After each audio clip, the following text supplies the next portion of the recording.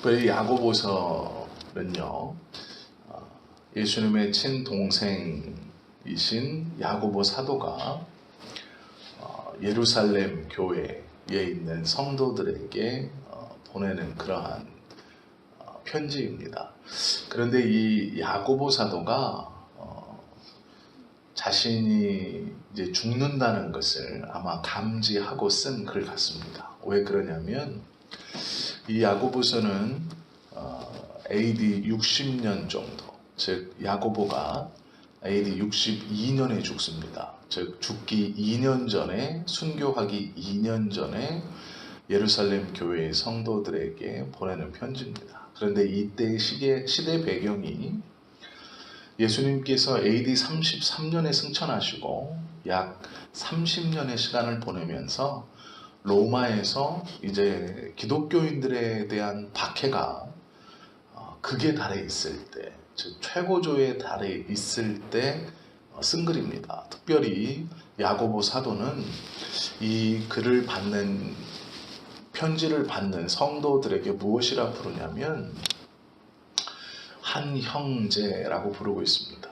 즉 이 편지를 받는 사람들의 지금 상황은 예수님을 믿는다는 것 때문에 자신의 삶의 터전이고 하나님께서 주신 땅의 핵심, 그리고 이 거룩한 성전이 있었던 예루살렘 성전인 이스라엘에서 도망쳐서 이 신앙 때문에 그곳에 있지 못하고 박해를 피해서 유대인이라면 괜찮았을, 그러나 그리스도를 믿는다는 이유만으로 자신의 고향 또 선조들의 땅, 그리고 떠나고 싶지 않은 그것을 떠나서 이제 디아스포라 유대인으로, 디아스포라 기독교인으로, 디아스포라인으로 지중해 전역에 강제로 그리고 고난과 고통 가운데 이주하고 또 그곳에서 숨죽여 살아가고 있는 믿음의 형제들에게 보내는 글입니다.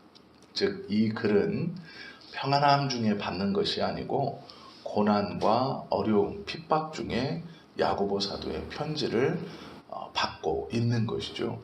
그렇기 때문에 야고보 사도는 고난 중에서 어떻게 행해야 되는가, 성도가 그 이야기를 하고 있는 것이죠. 그리고 특별히 야고보서는 믿는 사람의 행위에 대해서 이렇게 하며 살아야 한다라고 강조합니다. 즉 바울의 편지들을 읽어보면 바울의 서신서들은 긴 시간 동안 쓰여졌어요. 즉 바울이 1차 전도 여행을 시작하면서부터 마지막 로마 황제 앞에 가서 재판을 받을 때까지, 바울이 예수 그리스도를 믿으면서부터 그 예수님 때문에 생명이 다하는 그날까지 1차 전도여행, 2차 전도여행, 3차 전도여행 과정에 이 교회, 저 교회, 이 성도, 저 성도의 그룹들에게 편지를 쭉 보냅니다. 그래서 바울의 편지를 읽어보면 주제는 믿음으로 말미암은 구원이지만 그것에 대한 설명과 또 그것을 받아들이게 하는 방법은 다 다릅니다. 그리고 교회의 여러 가지 문제들에 대해서 그 문제들에 맞는 방법으로 바울 서신을 보냅니다. 그런데 야고보는 딱 한 번 이 야고보의 서신을 보내는데요. 이 편지는 고난 가운데 있는 성도들, 그리고 그 고난이 극에 달해 있는 성도들에게 보내는 겁니다. 그래서 무엇을 강조하느냐? 힘들고 어렵고 신앙 때문에 고난 중에 너희가 있을지라도 우리가 그리스도인으로서 마땅히 행하고 살아가야 하는 삶의 모양이 있다. 힘들다고 어렵다고 포기하지 말고 그 그리스도인으로서 마땅히 드러내며 살아야 하는 그 삶의 모습을 드러내면서 살아서 이렇게 힘들고 어려운 박해의 시대에 너희의 삶을 통해 너희가 진짜 구원받은 사람이고 진정한 그리스도인이라는 것을 보여주며 살아라. 이렇게 내용 가운데 집어넣고 있죠. 그리고 이 편지를 쓰고 약 2년이 못 되어 야고보는 이 편지대로 순교하게 됩니다. 그래서 이 야고보서의 내용은 행동이 강조되어 있습니다. 박해의 때에 믿음의 물러섬이 없어야 한다.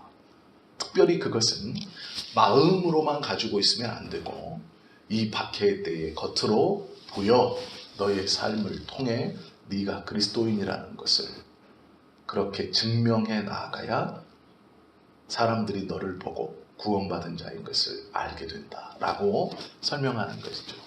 이런 배경을 알게 되면 야고보서가 왜 행위를 강조했는가를 우리가 조금 더 알 수 있죠. 이제 그것을 시작하기 전에 오늘 5절에 보면 우리가 너무나 많이 읽고 또 잘 알고 있는 말씀이죠. 너희 중에 누구든지 지혜가 부족하거든 모든 사람에게 후히 주시고 꾸짖지 아니하시는 하나님께 구하라. 그리하면 주시리라 라고 이야기하는 이것이 무엇을 말하는 것인가 우리가 좀 명확하게 앞에 배경을 알고 나면 이 뒤의 것을 알 수 있죠. 지혜는 두 가지가 있습니다. 우리가 일반적으로 생각하는 하나의 지혜는 세상살이 지혜입니다. 즉 날 때부터 머리가 좋은 사람이 있죠. 그리고 대부분의 사람들은 학문적 연구를 통해 후천적으로 이 지혜라는 것을 습득하게 됩니다. 이 지혜는 지식과는 좀 다르죠. 지혜는 경험을 통해서 얻는 것이 대부분입니다. 그래서 지식은 학문을 연구하면 급하게 빨리 또 많이 얻을 수 있습니다. 그리고 지식을 연구하면서 지혜를 일정 부분 얻기도 합니다. 그리고 지식이 없더라도 삶의 모양과 꼴을 하나 둘 경험하다 보면 이 지혜가 쌓이기도 하죠. 그런데 오늘 야고보가 말하는 이 지혜는 우리가 앞에서 잠깐 살펴본 살면서 배우는 그 지혜가 아닙니다. 전자의 지혜는 아니고 지금부터 설명드릴 후자의 지혜입니다. 이 후자의 지혜란 무엇이냐? 하나님께 소속되어 있는 하나님이 가지고 계시는 지혜입니다. 그러면 하나님의 지혜는 무엇이냐? 하나님만이 소유하고 있는 지혜 중 가장 지혜의 핵심이 뭐냐? 그것은 두말할 것도 없이 예수님이 그리스도이시다라는 겁니다. 예수 그리스도가 하나님의 지혜 중 가장 귀하고 복되고 가장 핵심적인 지혜입니다. 예수가 그리스도다. 예수 그리스도다라는 얘기는 무엇이냐면 예수님이 구세주이시다라는 뜻입니다.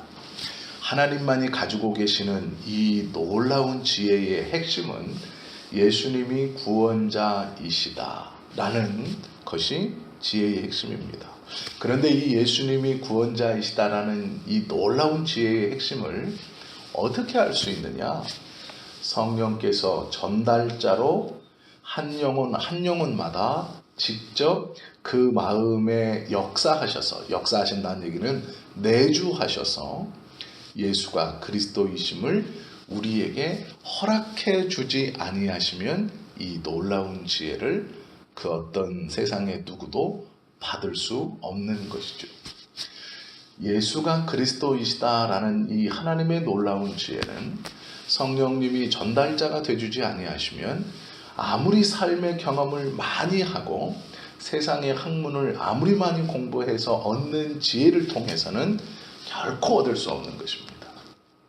그래서 세상을 아무리 오래 살고 모진 풍파를 아무리 경험해도 예수가 그리스도라는 이 놀라운 하나님의 지혜를 깨닫거나 소유할 수 없는 것이죠. 또한 아무리 많은 공부를 하더라도 지식적인 부분을 쌓을 수 있고 세상에서 통용되는 지혜는 어느 정도 얻을 수 있지만 이 하나님의 놀라운 지혜인 예수가 그리스도이시다라는 것을 알 길이 없죠. 오직 이것은 성령께서 전달자로 한 영혼마다 전해주시고 그렇게 연결해 주셔야만이 깨달을 수 있는 놀라운 지혜입니다. 이 하나님의 지혜를 온전히 깨닫는 방법, 그것은 또한 하나님의 말씀 가운데 있습니다. 그러면 예수님이 그리스도이신데, 예수님이 구세주이신데 왜 그럼 예수님이 구세주이시느냐라는 것은 하나님의 말씀을 통해서만 더 강하게 덧입혀질 수 있는 것이죠. 더 깊게 지혜가 깊어질 수 있는 유일한 방법은 하나님의 말씀을 통해서입니다.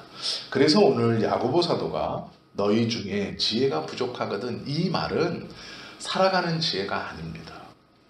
너희가 지금 믿음 때문에 고난당하고 아픔을 당하고 고향을 떠나 생전 처음 바라보고 처음 나아가는 그 땅으로 이주해서 어려움 가운데 살고 있을 때 마음이 흔들리거든. 즉 이 말은 믿음이 흔들리거든.